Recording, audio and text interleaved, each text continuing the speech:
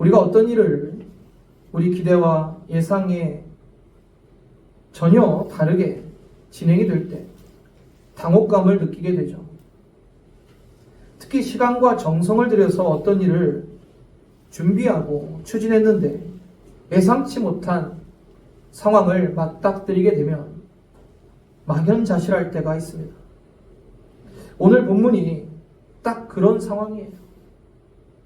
혼인잔치였어요. 오랫동안 준비했고 철저히 점검했어요.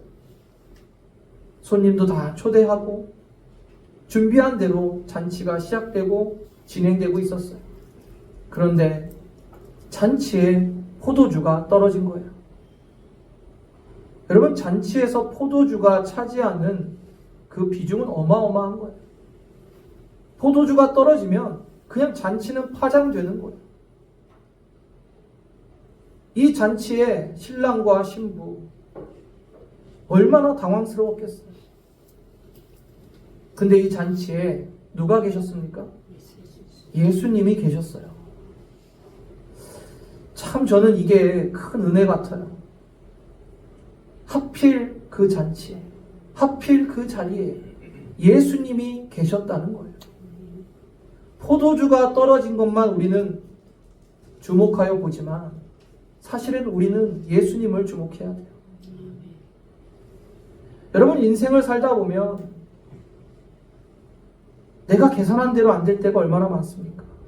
내가 철저히 준비했는데도 예기치 못한 상황이 발생돼서 그것이 모두 헝클어져 버릴 때가 얼마나 자주 있어요. 그런데 여러분 기억하십시오. 예수님은 우리와 함께 계십니다. 멀리 계시지 않고 내 안에 계세요. 내 안에 계세요.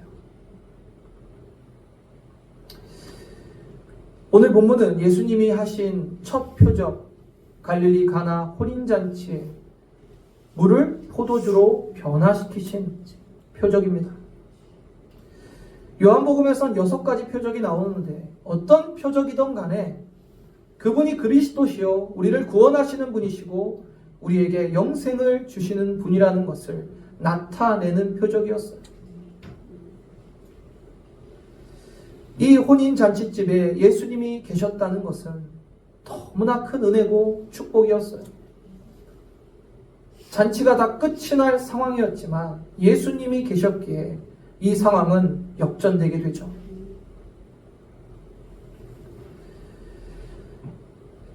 시편 68편 5절을 보면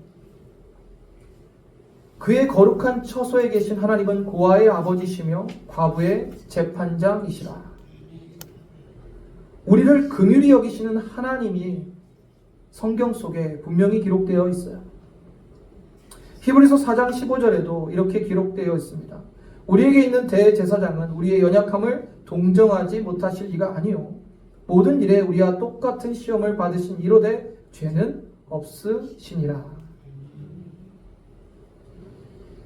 예수님이 계신다. 그럼 예수님이 나를 도와주실까? 도와주시겠죠. 왜냐하면 예수님은 긍휼을 베푸시는 하나님이시기 때문에 하나님의 속성이에요. 긍휼하심. 여러분 지나가다 불쌍한 사람 보면 긍휼한 마음이 드십니까? 그것은 뭐 누구나 들 수 있겠죠. 그러나 나에게 나쁘게 대하고 내 마음 핥히고 상처 주는 사람도 긍휼히 여길 수 있겠어요? 그건 어렵죠. 그러나 우리 하나님은요 십자가에 자신을 못 박은 자들까지 긍휼히 여기셨어요. 그 긍휼하신 하나님이, 그 주님이 나를 긍휼히 안 여기실 이유가 없습니다. 주님은 언제나 여러분을 긍휼히 여기십니다.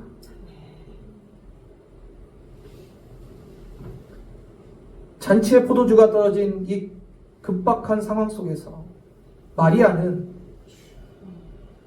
예수님이 이 일을 역전시키고 상황을 바꾸실 수 있는 분이라는 믿음이 있었어요. 아직 한 번도 표적을 행하시진 않았지만 마리아 자신이 예수님을 성령으로 잉태하여 낳았기 때문에 그가 누구신지 알기에 예수님께 청합니다. 그때 예수님이 뭐라 말씀하십니까? 내 때가 아직 아니다 해요. 본문 5절에 그의 어머니가 하인들에게 이르되 너희에게 무슨 말씀을 하시든지 그대로 하라 하니라. 분명히 예수님은 내 때가 아직 아니라고 거절을 했는데 마리아는 하인들에게 그대로 하라. 예수님이 뭐라 말씀하시든지. 모르긴 몰라도 마리아는 예수께 긍휼하심이 있다는 것을 알았던 것 같아요. 그래서 분명히 모른 체 하지 않으시고 도와주실 것을 믿고 하인들에게 무슨 말씀을 하시든지 그대로 하라라고 말씀하신 거예요.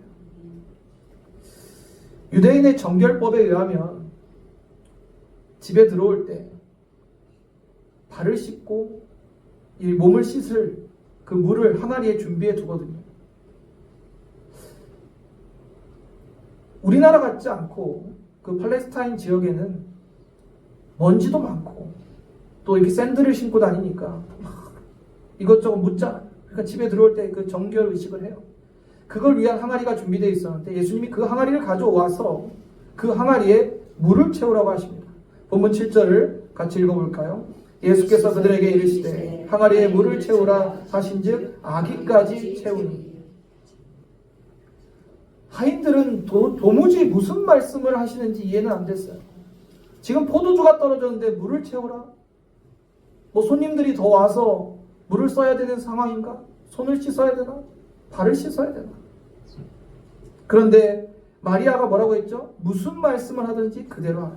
순종했어요. 순종했어요.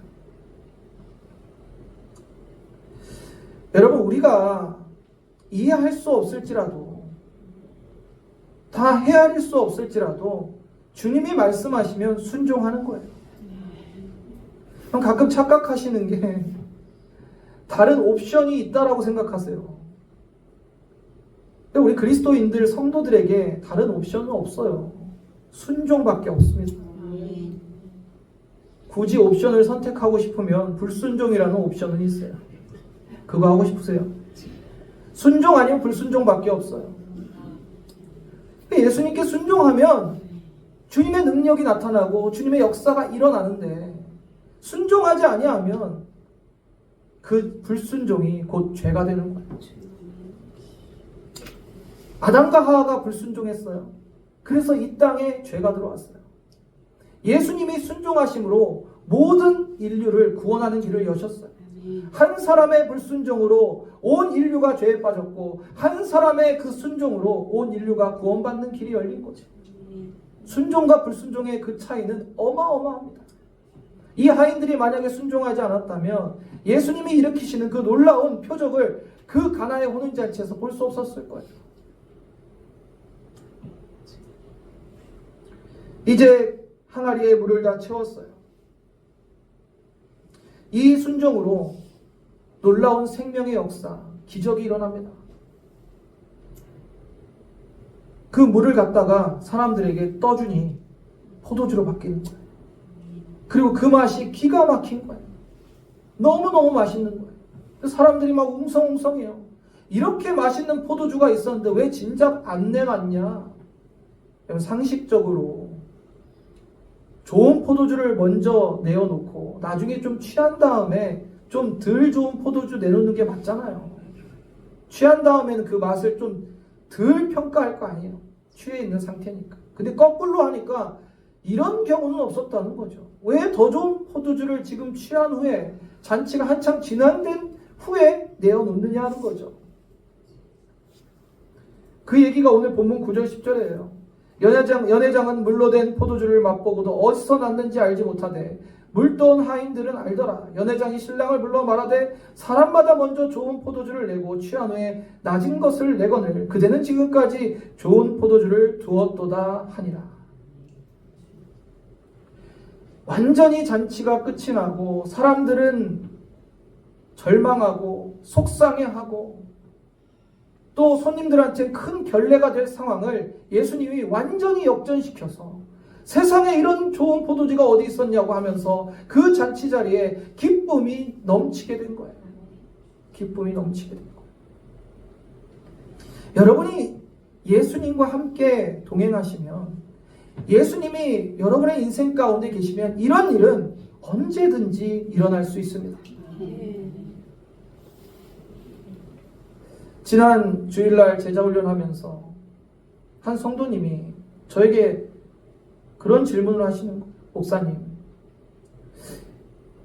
요한복음을 묵상하면서 예수님이 물을 포도주로 바꾸는 이 기적을 제가 너무 은혜가 되는데 왜 제 삶 가운데는 안 일어날까요? 왜 안 일어날까요, 여러분? 제가 그래서 말씀드렸어요. 답은 예수님이라. 성도님이 얼마나 예수님을 의지하고 얼마나 예수님께 순종하고 얼마나 예수님께 믿음으로 서 있느냐가 성도님의 삶에 물이 포도주로 바뀌는 그 기적이 일어날 이유가 될 것이다. 예수님은 변하신 게 없어요. 가나의 혼인잔치의 예수님이나 2026년 여러분의 삶에 함께 계신 예수님이나 동일하신 분이시지만 이 마리아와 같은 믿음과 이 하인들과 같은 순종이 내게 있냐는 거죠. 말은 믿는다 하고 말은 순종하잖아요. 여러분 솔직히 의심하시잖아요. 솔직히 100% 순종 안 해보셨잖아요. 여러분 99% 순종이 순종입니까? 아닙니까? 아니라니까요. 근데 나는 99% 순종하면서 자꾸 순종한다고 그래요. 이거 하나는 빼둬요. 하나님, 나 이거는 순종 못하고 다른 건 할 수 있어요. 그런데 그걸 해야 물이 포도주로 바뀌는 역사가 일어나는 거예요. 그래서 주님께 문제가 있는 게 아니라 나의 믿음을 점검해야 되고 나의 순종의 모습을 뒤돌아봐야 돼요. 예수님은요, 우리에게 기쁨을 주시기를 원하세요. 예수님은 우리에게 생명을 주시기를 원하세요. 왜 당신의 자녀들에게 좋은 걸로 안 주고 싶어 하시겠습니까?